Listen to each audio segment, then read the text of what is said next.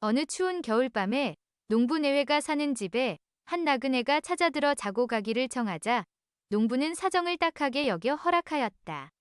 밥을 차려다 주자 나그네는 얼마나 시장했던지 개눈 감추듯 한 그릇을 뚝딱 먹어 치우더니 밥을 더 달라고 한다. 농부의 아내가 밥을 더 가져다 주자 나그네는 그것도 단숨에 먹어치웠으나 아직도 배가 차지 않는 눈치였다. 이윽고 잘 시간이 되었으므로 자리를 보기 시작했는데 마침 쓰고 있는 방이 하나뿐이라 맨 아랫목에 농부의 아내가 눕고 그 다음 농부가 눕자 나그네가 맨 윗목에 누워 자게 되었더라.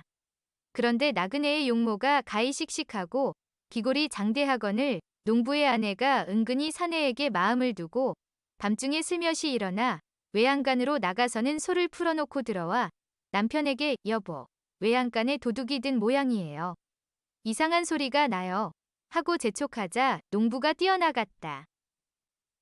그러자 재빠르게 여자는 나그네 옆으로 다가가 누우며 소곤거렸다. 얼른 해요, 얼른. 나그네는 싱긋 고갯짓을 하면서 물었다. 금방 돌아오는 거 아니요? 아니에요. 괜찮을까? 괜찮대도 그러네요. 나그네는 자리를 박차고 일어나 급히 밥을 찾으러 부엌으로 뛰어나갔다.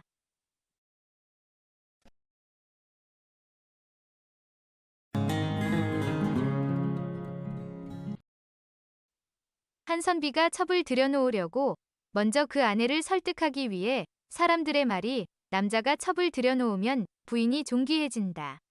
고합디다. 내가 지금 첩을 들여놓으려는 것은 당신을 멀리하려는 것이 아니라 당신을 존귀하게 하려는 것이요.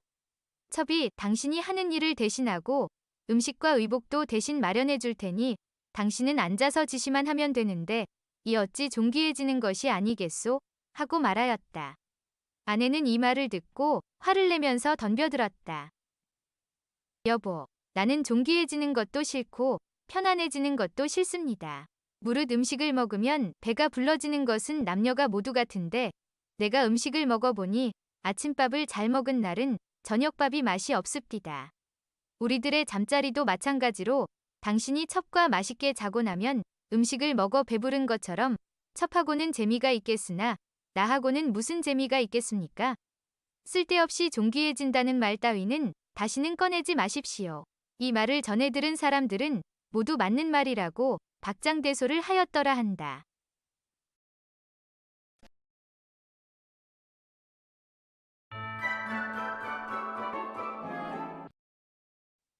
시집을 간 이쁜이가 친정에 다니러 와서는 동무인 이웃집의 향단이와 우물가에서 만나 그동안 쌓였던 이야기를 주고받기 시작했다.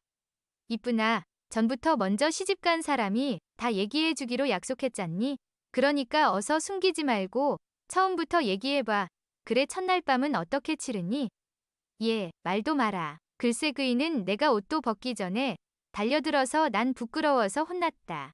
이런 식으로 이쁜이는 낯이 뜨끈한 이야기까지 털어놓기 시작했다. 그래서 그런 다음엔 향단이는 조바심이 났다. 그런 다음에는 그이의 그것이 내 안으로 들어오는데 처음엔 기겁을 했단다. 그래서 또 뭐가 자꾸 그래서야. 다 짐작하고 있으면서 그이가 진퇴를 거듭하니 나중에는 정신이 아슴아슴해지고 온몸의 기운이 다 빠지면서 노근해지고 신음소리가 절로 나오더라. 그렇게 좋아? 예, 그러니 시집살이 고되다 해도 시집 안 간다는 처녀 봤어?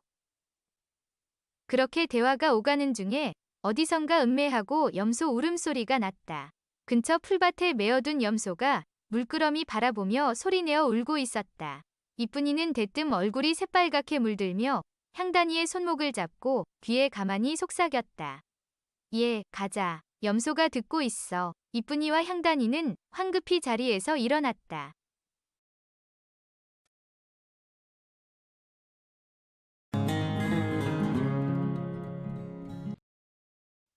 한 부잣집 행랑채에 그 집에서 일하는 부부가 살고 있었다. 어느 날 오후에 잠시 대문이 열린 틈을 타고 들어온 도둑이 안채를 살피다가 포기하고 급히 행랑채의 그 일꾼 부부방으로 들어갔다. 도둑은 뭐 훔칠 것이 없나 하고 아무리 둘러봐도 가져갈 만한 물건이 없자 실렁에 얹혀있는 이불을 내려가지고 방을 나왔다. 그때 마침 일꾼의 아내가 들어오다가 자기 방에서 이불을 가지고 나오는 도둑과 마주쳤다. 그리하여 언겁결에 도둑이야 하고 소리치니 도둑은 이불을 잡고 있는 힘을 다해 도망을 치는 것이었다. 이에 일꾼의 아내도 뒤를 놓칠세라 쫓아가면서 이렇게 외쳤다. 내 이불 내놔라. 내 이불 놓고 가라. 이 소리를 들은 사람들이 나와서 달아나는 도둑을 잡으려 하니 도둑은 갑자기 그 자리에 멈춰서서 일꾼의 아내가 가까이 오기를 기다리는 것이었다. 이렇게 사람들이 몰려든 가운데 뛰어온 일꾼 아내가 내 이불 내놔라 하고 소리를 지르자 도둑은 태연하게 화를 내면서 말했다. 내 이년아, 다른 남자와 서방지를 했으면서 왜 내가 사준 이불을 내놓으라는 거냐? 서방지라는 너하고 살기 싫어. 내 이불을 갖고 집을 나가는데 대체 무슨 소리를 하는 거냐? 내가 왜 내 이불을 두고 가야 하는 거냐? 이건 내가 사준 이불이야. 도둑이 남편이냥 능청스럽게 소리를 지르니 주위에서 지켜보던 사람들이 오히려 도둑을 동정하고 여인을 못된 여자라고 욕하는 것이었다. 이에 일꾼 아내는 부끄러워 아무런 변명도 못하고 울면서 돌아왔더라 한다.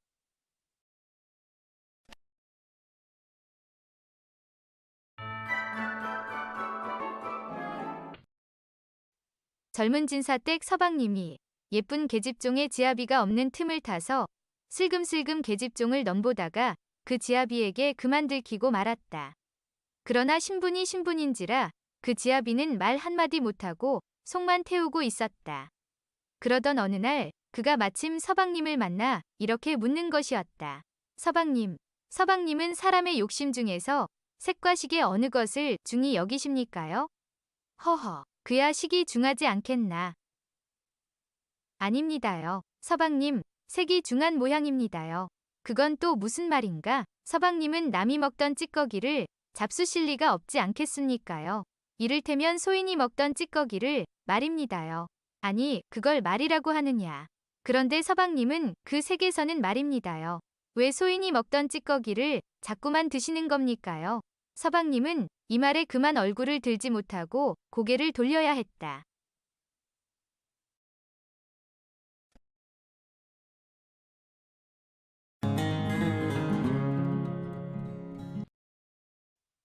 자고로 미인이 많이 나기로 유명한 평안도 간계고을에 딸만 세 자매를 둔 한 가난한 아버지가 살았다. 그 딸들의 인물이 뛰어나게 아름다운지라 그 고을에 부임해온 신관사또가 은근히 그중 하나를 택하여 자기 소실로 삼으려 하였다. 논밭을 사준다는 바람에 마음이 움직이기는 했지만 막상 어느 딸에게 소실로 들어가라고 권할 수도 없는 노릇이다. 그 아버지가 심히 난처해 할 때 딸들이 이 기미를 알고 셋이서 서로 자진하여 나섰다. 그리하여 할 수 없이 사또 자신이 세 딸 중에 하나를 고르기로 하고 제일 먼저 맏딸에게 물었다.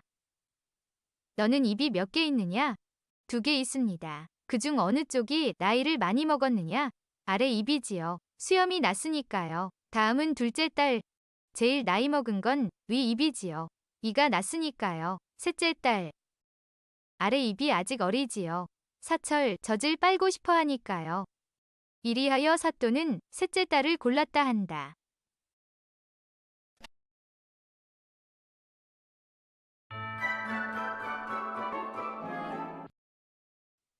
한 부부가 살고 있었다. 그런데 남편이 밖에서 돌아오면 집안에 사람이 있건 없건 상관하지 않고 언제나 처를 작은 방으로 데리고 들어가 한번 해야만 했다.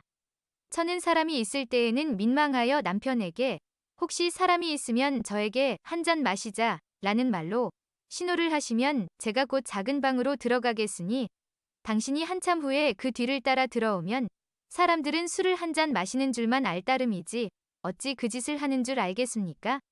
하니 남편은 그게 좋겠소 하고 그로부터 한 잔 마시는 것으로 약속하였다. 하루는 장인이 왔는데 밖에서 돌아온 사위가 건성으로 몇 마디 인사를 한 후 처에게 한 잔 마시는 것이 어떻소? 하니 그러자 사위도 따라 들어가서 얼마 후에 나오는데 장인이 보니 두 사람의 얼굴이 모두 불길의 홍조를 띠고 있었다. 장인이 노하여 집으로 돌아가 장모에게 딸이란 것이 난만도 못하오. 당신도 이제부터는 딸년 집에 가지 마시오 하였다. 이에 장모가 무슨 까닭이요? 하고 물으니 장인은 내가 술을 좋아하는 것은 딸년도 알고 있는데 술은 작은 방에다 담궈 놓고 저희 내외만 들어가 마시면서 나에게는 한 잔도 권하지 않으니 세상 천하에 이렇게 몰인정한 딸 자식이 어디 있겠소? 절대로 딸년 집에 가지 마시오 하였다. 장모가 이 말을 듣고 남편이 없는 틈을 이용해서 딸네 집에 살짝 가서 딸에게 말하기를 내 아버지가 크게 노하셨다 하니 무엇 때문에 노하셨소? 하고 딸이 물었다. 장모가 어느 날 내 아버지가 여기 왔을 때 내 내외가 작은 방에 들어가서 너희들끼리만 술을 마시고 아버지께는 한 잔도 권하지 않았다고 크게 노하고 계신다 하니 딸이 아버님은 잘 아시지 못하셨어요. 본래 그 일은 여차여차해서 그렇게 된 것이지 실제로는 술이 없었어요. 만일 술이 있었더라면 어찌 들이지 않고 기다리시게 했겠습니까? 이 일을 아버님께 잘 말씀드려서 노여움을 풀게 해주세요. 하고 말하니 장모가 집으로 돌아와서 장인에게 말했다. 네, 오늘 딸네 집에 갔다가 전번 일의 자초지종을 알아가지고 왔지요. 일이 여차여차해서 그리 되었을 뿐 실제로는 술이 없었다고 합디다. 하니 그 말을 들은 장인이 내 미처 그걸 몰랐군. 딸네 부부의 방법이 실로 묘하니 우리도 지금 한 잔 마심이 어떻겠소? 하자 장모가 곧 자리를 폈고 일이 끝난 조금 후에 장모가 한 잔을 더 권하자 장인은 늙은 탓에 이제는 한 잔 술에도 크게 취하는구려 하고 장탄식을 하였더라 한다.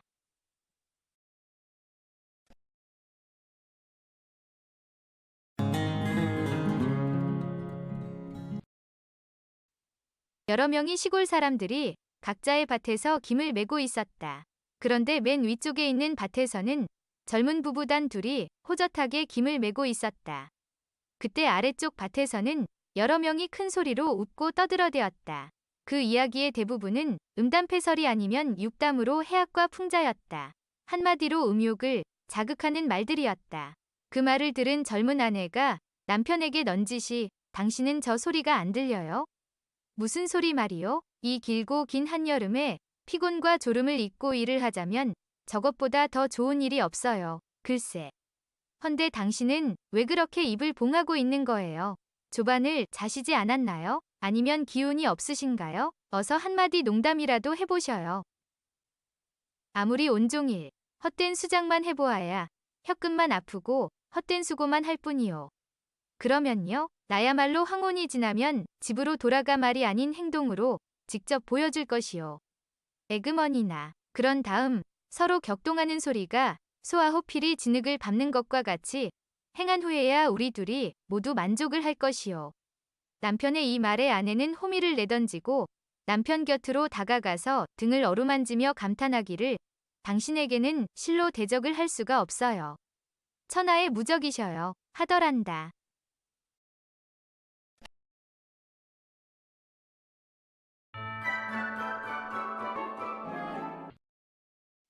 한 친구가 급한 김에 길가에서 대변을 보다가 갑자기 갓을 벗어 나뭇가지에 걸었다. 하필 갓을 거기다 것이오? 지나가던 사람이 보고 묻자 난 건망증이 심해서 다른 데 두면 필경 잊어버리고 말거요. 이렇게 머리 위에 걸어두면 일어날 때 머리에 부딪히게 될 테니 잊어버리는 일은 없을 테니까요. 대단한 분이시군요. 길손이 지나가고 일을 다 끝낸 친구가 일어서려니까 머리에 무엇이 탁 부딪힌다. 쳐다보니 갓이었다. 알머리로 있다가 그걸 보니 어떻게나 기뻤던지 하아 이게 웬 갓이냐. 오늘 횡재했는걸. 나뭇가지에 걸린 갓을 써본 이 친구는 내 머리에 꼭 맞네 꼭 맞아. 하고 기뻐 날뛰다가 그만 자기가 싸놓은 똥을 밟아버렸다. 그러니 좋던 것도 다 시들해질 수밖에. 발을 털털 닦으며 하는 말이 에잇 재수 없어. 어느 망할 자식이 여기다 똥을 싸놓은 거야? 하고 투덜대더란다.